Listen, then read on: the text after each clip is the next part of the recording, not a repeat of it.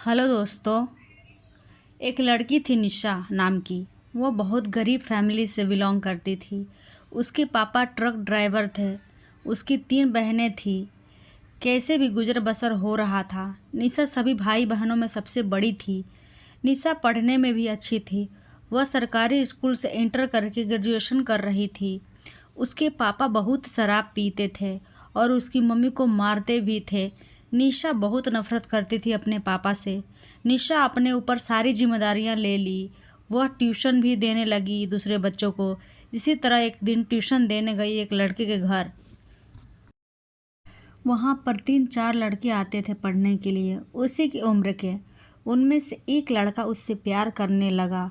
निशा को यह बात पता नहीं थी। एक दिन जब निशा रास्ते में जा रही थी, वह लड़का निशा का रास्ता रोका और वह कहने लगा, निशा मैं तुमको बहुत चाहता हूँ। निशा बोली, छोटी जात की हूँ और तुम कहाँ बड़ी जात के हो, यह पॉसिबल नहीं हो सकता है।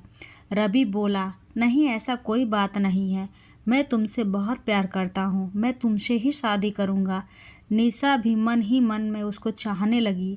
वह बोली थी तो नहीं थी रवि से। रवि पढ़ने में अच्छा भी था, इसलिए निशा उसके तरफ धीरे धीरे अट्रैक्ट होने लगी। निशा ग्रेजुएशन करती थी, इसलिए वह कॉलेज में भी कभी कभी जाया करती थी।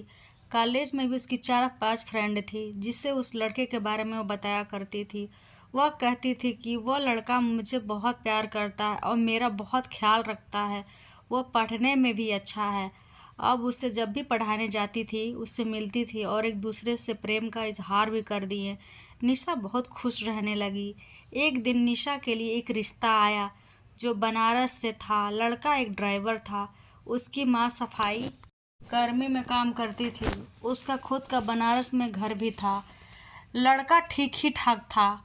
फिर भी निशा के घर वालों से उन्होंने 1 लाख की डिमांड की थी। निशा बहुत सोच में पड़ गई थी। मेरे छोटे भाई बहन भी हैं, पर उसकी माँ चाहती थी कि शादी हो जाए। निशा का एक घर था रावतगंज में। रावतगंज में ही वह सब रहती थी। वह घर बिल्कुल मार्केट में था, इसलिए उसके अच्छे खासे दाम मिल रहे थे।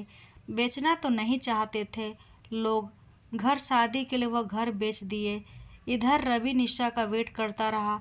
जिस दिन निशा का बरईछा हो रहा था, उस दिन रवि फ़ोन पर फ़ोन किए जा रहा था। निशा फ़ोन नहीं उठा रही थी। निशा बहुत रो रही थी। वह यह शादी नहीं करना चाहती थी, पर अपनी माँ की मजबूरी को देखकर उसने शादी के लिए हाँ कर दी। निशा ने रवि से मिलने के लिए कहा कि चलो हम एक रूम लेते हैं और तुमसे लास्ट टाइम मिलूँगी, उसके बाद मैं तुमसे कभी नहीं मिलूँगी। रवि बोल रहा था, तुम ऐसा क्यों बोल रही हो, मुझे तुमसे हमेशा मिलना है, मैं तुमसे बहुत प्यार करता हूँ, I can't live without you. ऐसा बोलिए, अगर तुमको मिलना है तो बोलो। निशा निशा गई उससे मिलने के लिए। रवि उसके पास बैठकर रोने लगा पार्क में। निशा फिर बोली, चलो हम एक रूम लेते हैं। देखा तो बोला, तुम कैसी हो निशा? बोली, मैं ठीक हूँ। रवि, यह किसका बच्चा है? बोली कि मेरा बच्चा है। रवि पूछा, तुम्हारा पति कहाँ है? निशा कहा कि वह मुझे छोड़ दिया है और मैं अपने पैरों पर खड़ी हो गई हूँ। मैं खुद अपने बच्चे को पाला है। रवि को पता चल गया था कि निशा बस में ही रह रही है, इसलिए वह कभी कभार मिलने आया करता था। एक दिन निशा के बच्चे को बहुत कमजोरी हो गई थी और उसे ब्लड की ज़रूरत थी।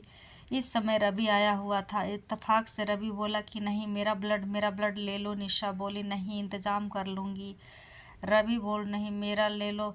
इत्तेफाक से डॉक्टर भी आ गया और बोला कि ये पॉजिटिव ब्लड बेटे को लगेगा। बोला, मेरा भी ये पॉजिटिव है। रवि जब ब्लड रोशन को दे रहा था तो निशा के बेटे को वह उसको देख ही रहा था। उसकी सारी हैबिट एकदम रवि की तरह ही दिख रही थी। वह नोटिस कर रहा था कि मैं जैसा कर रहा हूँ वैसा रोशन भी कर रहा है। फिर एक दिन निशा से पूछने लगा, सही से ही बताना निशा, रोशन किसका बेटा है? निशा बोली, मेरा बेटा है। रवि ने कहा, ठीक है, तुम्हारा बेटा है, इसका बाप कौन है? निशा बोली, मैं ही इसकी माँ हूँ और मैं ही इसका बाप हूँ। रवि जीत करके बैठ गया। निशा के मना करने के बाद भी रोशन का डीएनए टेस्ट करवाने के लिए अपना और रोशन का दे दिया मैच करने के लिए हॉस्पिटल में।